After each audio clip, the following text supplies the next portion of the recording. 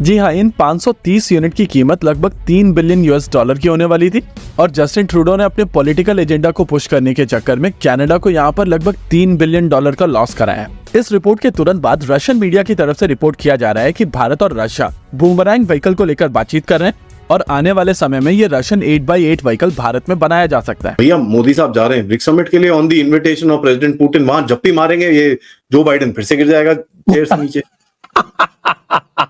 भारत से गद्दारी करने वाले कनाडा को 24 घंटों में ऐसी हार मिली है जिसने जस्टिन ट्रूडो को बर्बाद कर दिया है। भारत के एक एक्शन ने कनाडा को 2 टुकड़ों में तोड़ दिया है। आप ये जानकर हैरान हो जाएंगे कि भारत और जस्टिन ट्रूडो विवाद में अब कनाडा की आधे से ज्यादा जनता भारत के साथ आकर खड़ी हो गई है। कनाडा के आम लोग, कनाडा के पत्रकार, विपक्षी दल और यहाँ तक कि जस्टिन ट्रूडो की पार्टी के 30 सांसद वही बोल रहे हैं जो भारत कह रहा है। इस ग्राफ को ध्यान से देखिए। कनाडा के करीब 70% लोग अब ट्रूडो से नफरत करने लगे हैं। ये लोग जस्टिन ट्रूडो को ही भारत से रिश्ते बिगाड़ने का आरोपी मान रहे हैं। अब एक बात आप समझ लें, आखिरी बात मैं कर रही हूँ। अब ये जो बात की जा रही है कि क्या कनाडा जो है वो सैंक्शंस लगाएगा इंडिया के ऊपर, यानी मतलब है तो बड़ी अजीब सी बात है ना। ये कहें कि इंडिया के ऊपर कोई सैंक्शन लगाएगा, भाई ये कैसे हो सकता? आज तक दुनिया में कोई सैंक्शन लगा तो नहीं सका इंडिया, तो कनाडा लगा देगा। मतलब जब अमेरिका ने ही नहीं लगाई, जब रशिया से धड़ाधड़ सस्ता तेल लेने पर रशिया के ऊपर जब सैंक्शंस लगी हुई थी और कंट्रीज को धमकियां दी जा रही थी अमेरिका की तरफ से। अब जैसे ही डॉक्टर एस जयशंकर ने ट्रूडो को कहा प्रेस कॉन्फ्रेंस करो और पूरी दुनिया के सामने दिखाओ कि भारत ने निज्जर को मारा है, अब वो भाई पूरा छटपट हो चुका है बिन पैंदे का लोटा जस्टिन ट्रूडो, और कह दिया कल खड़े होकर के कि हमारे पास कोई भी प्रूफ नहीं है। और अपनी कुर्सी बचाने के लिए, क्योंकि जो लिबरल्स हैं, जो उनकी खुद की पार्टी है जस्टिन ट्रूडो की, वहां पे एक सिग्नेचर कैंपेन दोस्तों चल पड़ी है।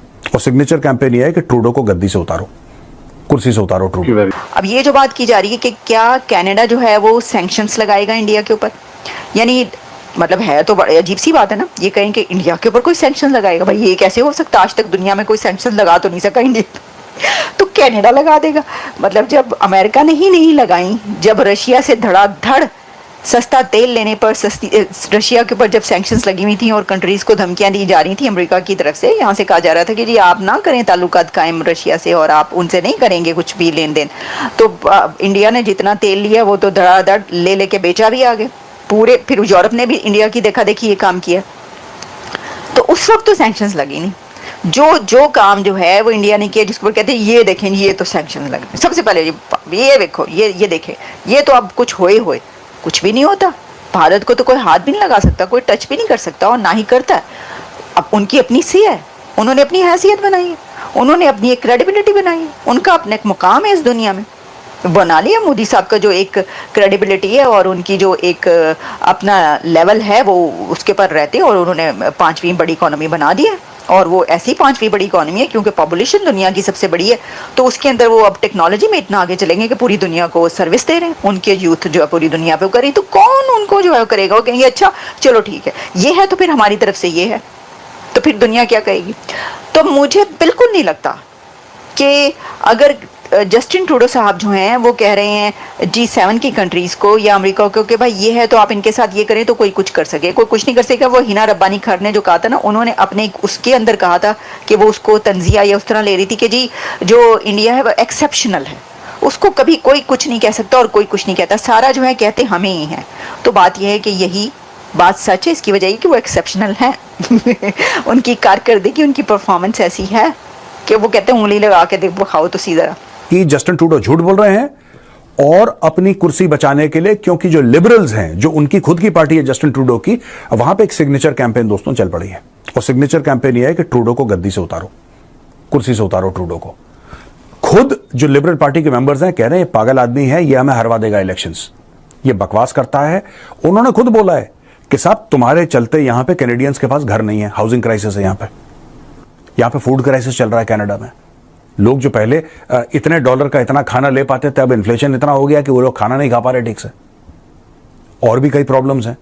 फिर वो कहते हैं तुमने यार हमारी रिलेशनशिप भारत के साथ बर्बाद कर दिया। बिल्कुल, there is a way to deal ना, डिप्लोमेटिक एक तरीका होता है, आप अपना मुंह नहीं फाड़ सकते। कहीं भी आपको लगा आप वहां पे खड़े हो गए, आपने मुंह फाड़ दिया। बेसिकली मैं आपको बता रहा हूं कि अमेरिका भारत के ऊपर प्रेशर डालता है। अमेरिका खुद भारत के साथ अच्छा बना हुआ है।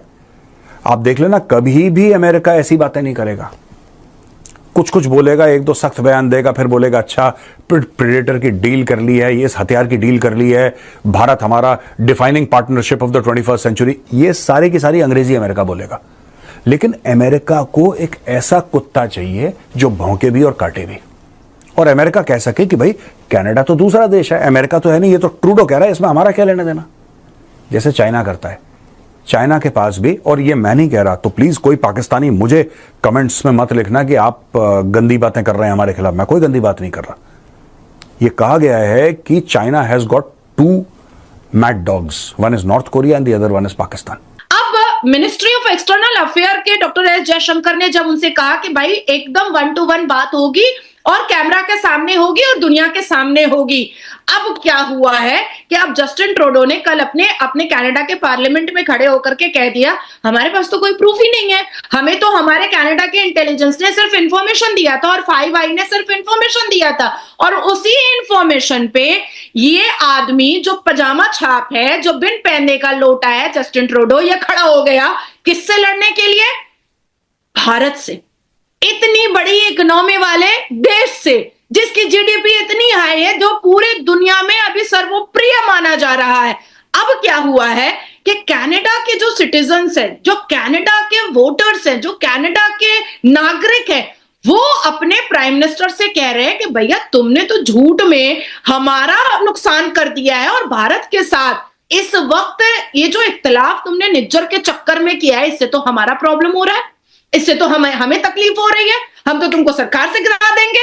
उसके बाद फिर जो अपोजिशन पार्टी है, इवन ट्रूडो की पार्टी के जो लोग हैं, वो कह रहे हैं कि भाई तुम तो रिजाइन कर दो। इससे पहले भी हमारी बात हुई थी शोएब इस बारे में कि उन्हीं की पार्टी के लोग कह रहे हैं कि भाई तुम तो रिजाइन करो। अब इनकी औकात है नहीं, इनके पास कोई प्रूफ है नहीं, इन्होंने तो बस उठे और इन्होंने भारत पर एक एलिगेशन लगा दिया। अब डॉक्टर एस जयशंकर भी, जेम्स बॉन्ड, उन्होंने भी कह दिया भाई प्रूफ के साथ बात करो। अब अभी कोई अगर कह दे कि नाजिया ने ब्लास्फेमी की है, तो कोर्ट तो कहेगा ना कि प्रूफ दो, भाई प्रूफ दो। अब कोई कह दे कि नाजिया ने इस्लाम के विरोध में कुछ बात किया है, तो भाई आप भीड़ लगा करके नाजिया को गालियां दे सकते हो, लेकिन जब कोर्ट में वो मैटर जाएगा तो आप तो प्रूफ नहीं कर पाओगे, क्योंकि नाजिया ने तो ये किया नहीं है। अब जैसे ही डॉक्टर एस जयशंकर ने ट्रूडो को कहा प्रेस कॉन्फ्रेंस करो और पूरी दुनिया के सामने दिखाओ कि भारत ने निज्जर को मारा है, अब वो भाई पूरा छटपट हो चुका है बिन पहनने का लोटा जस्टिस ट्रूडो, और कह दिया कल खड़े होकर के कि हमारे पास कोई भी प्रूफ नहीं है। इवन उसने अपने स्टेटमेंट में यह भी कहा है कल कि भारत मुझे कोऑपरेट करे उसके आरोपी को ढूंढने के लिए। लीजिए भैया, भारत का ही कोऑपरेट चाहिए।